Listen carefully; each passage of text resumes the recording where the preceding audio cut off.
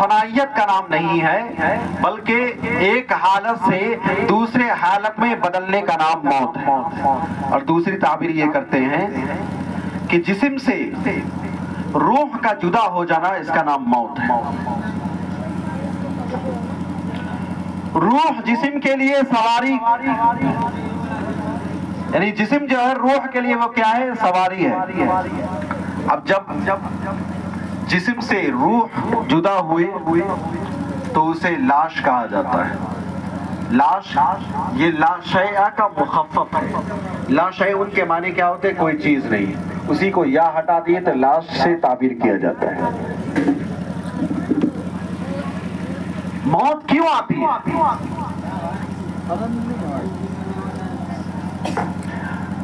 शरह सुदूर के मुकद्दमे में लिखा हुआ है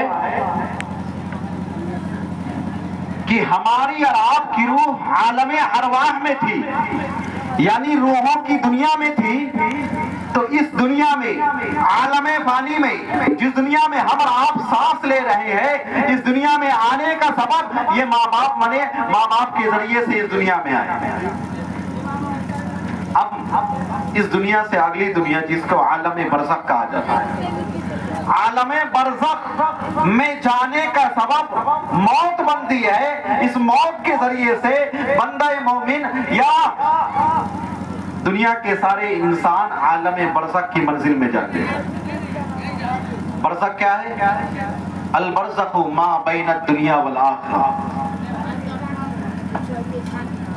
अल्लामा कुर्तुबी रहमतुल्लाह अलैह बरज़ख की तारीफ ये लिखते हैं कि बरज़ख दुनिया और आखिरत की बिचली जिंदगी का नाम है,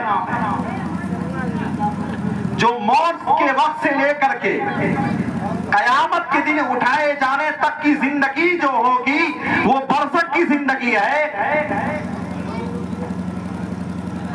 अल्लामा कुर्तुबी आगे लिखते हैं कि मन माता दखलल बरज़ख, कि जो वफात पा गया वो बरज़ख में दाखिल हो गया। तो बरज़ख में की जिंदगी में जाने का सबब क्या बना? मौत बना। अब ये बरज़ख की जिंदगी, ये बरज़ख की जिंदगी जो दुनिया की जिंदगी और आखिरत की जिंदगी की बिचली दरमियानी जिंदगी है, ये खतरनाक जिंदगी। इस बरज़ख के बारे में, इसी बरज़ख में यानी कब्र के मंजिल में जाते हैं, गोया कि वो बरज़ख की मंजिल में जाते हैं। और हज़रत उस्मान गनी रज़ी अल्लाह तआला अन्हु खलीफा ये सौम है, तहारत व तक़वा का आलम ये है, तहारत व तक़वा वाले भी है। नबी करीम सल्लल्लाहु अलैहि वसल्लम के बहुत ही पसंदीदा सहाबी है और आशरे मुबश्शिरा है, लेकिन उसके बावजूद हजरत उस्मान गनी रज़ी अल्लाह तआला अन्हु कब्र को देखते, बरज़खी जिंदगी को देखते तो इस कदर रोते कि उनकी दाढ़ी मुबारक आंसुओं से तर हो जाती थी। तो लोगों ने कहा कि हजरत उस्मान गनी, ऐ आमिरुल मोमिनीन, आप जहन्नम के तज़किरे पर नहीं रोते हैं, जहन्नम के आज़ाब के तज़किरे पर नहीं रोते हैं, लेकिन कब्र को देख करके, आलमे बरज़ख की जिंदगी को देख करके रोते हैं। उसकी वजह क्या है? तो हजरत उस्मान गनी रज़ी अल्लाह तआला अन्हु ये जुमला इरशाद फरमाते हैं, ऐ लोगों, मैं कब्र को देख करके, बरज़खी जिंदगी को महसूस करके इसलिए रोता हूँ, इन्नल क़ब्र अव्वलु मंज़िलिन मिन मनाज़िलिल आखिरा व इन नजा मिन्हु वमा बअदहु अयसर मिन्हु व इन लम युनजा मिन्हु वमा बअदहु अशद्दु मिन्हु। कि कब्र की जिंदगी आसान से तय हो जाती है तो बाद की जिंदगी आसान से तय हो जाएंगी, लेकिन कब्र की जिंदगी सख्त हो जाती है तो बाद की जिंदगी और ज्यादा सख्त हो जाती है। अब ये सवाल पैदा होता है कि बंदे मोमिन जब मरता है तो उसकी रूहें कहाँ रहती है? उनकी रूहें कहाँ रहती है? आमतौर पे ये सुने हैं ना कि नेक लोग होते हैं तो उनकी रूह इल्लीयीन में होती है, और बद होते हैं तो उनकी रूह सिज्जीन में। लेकिन शरह सुदूर में इसकी तफसील बज़ाब्ते तौर पर मौजूद है कि अल्लाह तबारक ताला बंदे मोमिन की रूह को मर्तबे के एतबार से, मकाम के एतबार से रखता है। बास की रूहें उनकी कब्र में होती है, बास की रूहें सातों आसमान में होती हैं, और बास की रूहें जमजम के कुएं में भी होती है, और बास की रूहें अर्श के नीचे रखी जाती है सबसे परिंदे के शक्ल में, और बास की रूहें जन्नत की क्यारियों में भी होती है। ये तमाम तफसील शरह सदूर के अंदर में मौजूद है। अल्लाह के नबी सल्लल्लाहु अलैहि वसल्लम इरशाद फरमाते हैं, इन्ना अरवाहुल मुमिनीन फी ज़मज़म, कि मोमिन की रूह जमजम के कुएं में भी रखी जाती है। इन्ना अरवाहुल मुमिनीन फी समाई साअते यंजुरून इला मनाज़िलिहिम फिल जन्ना, कि मोमिन की बाज़ रूहें सातों आसमान में होती है और उसी सातों आसमान से अपने मंजिल यानी जन्नत का नजारा करती है।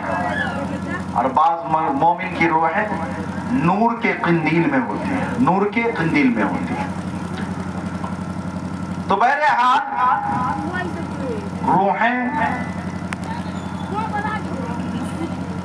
बरज़खी जिंदगी जब हासिल होती है, फिर बरज़खी जिंदगी हासिल होने के बाद दूसरी जिंदगी यानी बरज़खी जिंदगी से अगली जिंदगी में जो जाते हैं उसको आलमे हश्र कहा जाता है। क्या कहा जाता है? आलमे हश्र। आलमे हश्र वो आलम है कि जहां हजरत आदम अलैहिस्सलाम से लेकर के और कयामत तक जितने भी इंसान होंगे उसमें जमा होंगे। उनमें जमा होंगे तो कैसे जमा होंगे? अल्लाह के नबी सल्लल्लाहु अलैहि वसल्लम इरशाद फरमाते हैं कि कल कयामत के मैदान में जब लोग जमा होंगे, आलम हश्र में जमा होंगे, तो नंगे बदन होंगे, कब्रों से निकलेंगे नंगे बदन होंगे, जिस्म पर लिबास नाम की चीज ना होगी। हजरत आयशा सिद्दीका रज़ी अल्लाह तआला अन्हा फरमाती हैं, या रसूल अल्लाह, कल कयामत के मैदान में जब तमाम इंसान जमा होंगे, आलमे हश्र में जब जमा होंगे तो नंगे बदन होंगे, जिस्म पर लिबास नाम की चीज ना होगी, तो एक दूसरे को देख करके बड़ी शर्म महसूस करेंगे। अल्लाह के नबी फरमाते हैं, या आयशा अल अम्रु अशद्दु मिन अन यंजुरा बअज़ुहुम इला बअज़, कि वहां एक दूसरे को देखने की फुर्सत कहां होगी, मामला कहीं से ज्यादा सख्त होगा, सूरज नजदीक आ जाएगा, उसकी गर्मी से और तपिश से लोग बदहवास होंगे, परेशान होंगे, पसीने में शराबोर होंगे, और लोग अपने अपने अमाल के मिक़दार पसीने में होंगे। तो ये आलम हश्र में होगा। और आलम हश्र यही हिसाबो किताब हो, यही हिसाबो किताब होना। यही क्या है? हिसाबो किताब होना। तो जब हिसाबो किताब होगा तो उनमें चार उमूमी सवाल है, चार ऐसे सवाल है कि हर किसी से किया जाएगा। वो चार सवाल क्या है? हदीस पाक में आया है कि पहला क्या है? उम्र के बारे में पूछा जाएगा। आलम हश्र में जब हिसाब व किताब जब होगा तो उम्र के बारे में पूछा जाएगा कि तुम अपनी उम्र को कहाँ गंवाए, किस तरह बसर किए। अगर अपनी उम्र को अल्लाह तबारक तआला के हुक्म, नबी करीम सल्लल्लाहु अलैहि वसल्लम के फरमाबरदारी पर गुजारे हैं तो वहां आप जवाब देंगे, आपको कामयाबी मिलेगी। वरना क्या है कि मनमानी जिंदगी गुजारे हैं, गफलत वाली जिंदगी गुजारे हैं, तो इस सवाल के जवाब में आप फंस जाएंगे। फिर पूछा जाएगा जवानी के बारे में। पहला सवाल उम्र के बारे में, दूसरा सवाल जवानी के बारे में। अल्लाह तबारक तआला फरमाएगा कि जवानी, खूबसूरत जवानी तुम्हें दी, किस तरह जवानी को गुजारे। तो चूंकि जो नौजवान अल्लाह तबारक ताला की इबादत में जवानी को गुजारता है, रब ताला के इताअत और फरमाबरदारी में जिंदगी गुजारता है, तो कयामत के मैदान में जब सूरज नजदीक आ जाएगा, जब कोई साया ना होगा, तो उस नौजवान को अल्लाह तबारक ताला अर्श के साये में रखेगा। और वही नौजवान आलम हश्र में जिसने इताअत के साथ, इबादत के साथ